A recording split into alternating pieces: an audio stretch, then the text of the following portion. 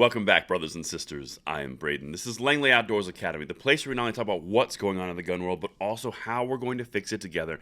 And that last piece is the focal point of today's video. Everything's going to be linked in the description box below, but I am seeing a resistance grow against the ATF. I am seeing massive opportunities for us to defend our rights, take them back, but we have to activate. We have to support those that I'm about to show you who are actively making moves against this draconian action from the ATF around pistol braces. As I mentioned, everything's going to be linked in the description box below, and if you are new or returning viewer, please hit that like button, make sure you subscribe, and turn the notification bell on, because this is the stuff of how we can fight and pass the blessing of the Second Amendment along to the next generation. This fight will take time, it will take energy, it will take passion, and I know we all have it. Let's get into it. I cannot wait to show you what we got going on here. All right. So here's the article. Again, it's linked. GOP lawmakers and the NRA slam ATF rule to regulate pistol braces. Unconstitutional overreach, 100% because they are very common across the United States. That's going to be a thing here. Republican lawmaker calls regulation of pistol braces a gun registration and confiscation scheme. And that's really exactly what it is, moving something from common use, from everyday use of Americans into the NFA, which requires registration and tax stamps, is a scheme. All right, let's get into this because this is where the resistance starts. This is key. Quote, "Keeping our communities safe from gun violence is among the department's highest priorities," Garland said.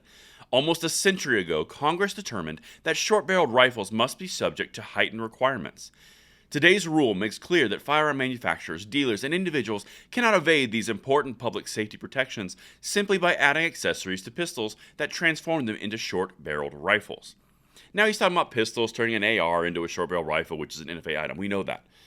But he said something important. Congress made this determination. He's referring to the NFA.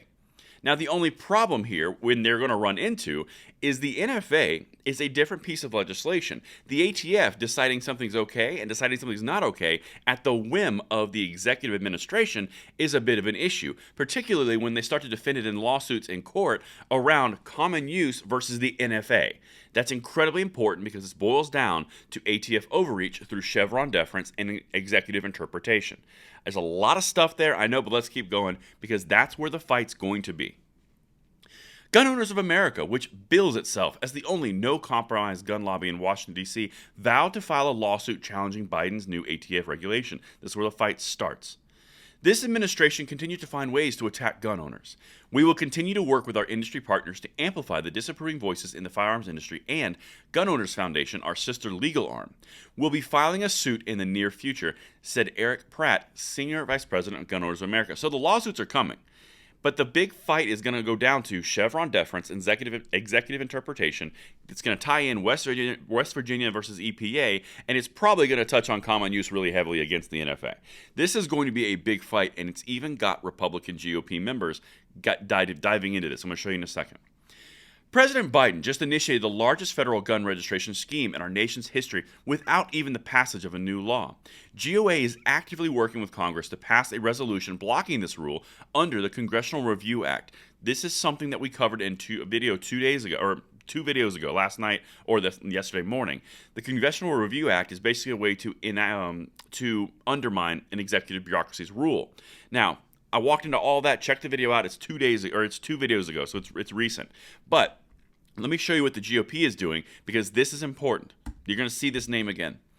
Their cause was taken up by Representative Richard Hudson, Republican of North Carolina, who in June 2021 wrote a letter signed by 140 lawmakers expressing opposition to the proposed rule on stabilizing braces. Now, first of all, Hudson is the guy who just introduced the national reciprocity in Congress. This is a friend of the gun world, okay? 140 lawmakers who also signed on the letter against the regulation braces. That's almost half the GOP conference that even knows what a gun is, to be quite honest with you. But that's something to start at. This is where you become active. You start calling your representatives to get on board with this because you can bend them to your will. It is important to understand we are not voiceless in this. But let's continue. More from the GOP. Quote, "This rule jeopardizes the Second Amendment rights of law-abiding gun owners and disabled combat veterans, which is why I led members of Congress in opposition," Hudson said. "I will continue to fight against the ATF's unconstitutional overreach that could turn millions of citizens into felons. Again, this is the fight that's lining up, and you can take part in this because you can support these types of people. You are not voiceless. You have an option. Idaho Senator Mike Crapo also condemned the ATF rule. The ATF's announced rule on pistol braces today is nothing short of a massive executive branch imposed gun registration and confiscation scheme, Crapo tweeted. This is an unacceptable attack on the Second Amendment and law-abiding Americans. Now, all the things that I just hit for you, this is the way that they start. If you recall, about 6 months ago, this is how it started with the credit card scheme, with the credit card codes going for gun and ammunition purchases across the United States, from Amalgamated Bank all the way up to the International Standards Organization, and then back down to all the other credit card companies.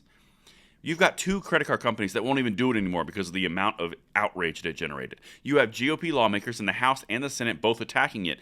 And now you have Florida vowing to ban the practice. This is how this starts. The sooner you are active, the sooner you pour into it, the sooner you decide to pass the blessing on to the next generation through action is when we start winning. And that's when it starts. Let me know what you guys think in the comments below, and I will see you on the next one. I'm Braden. See you later.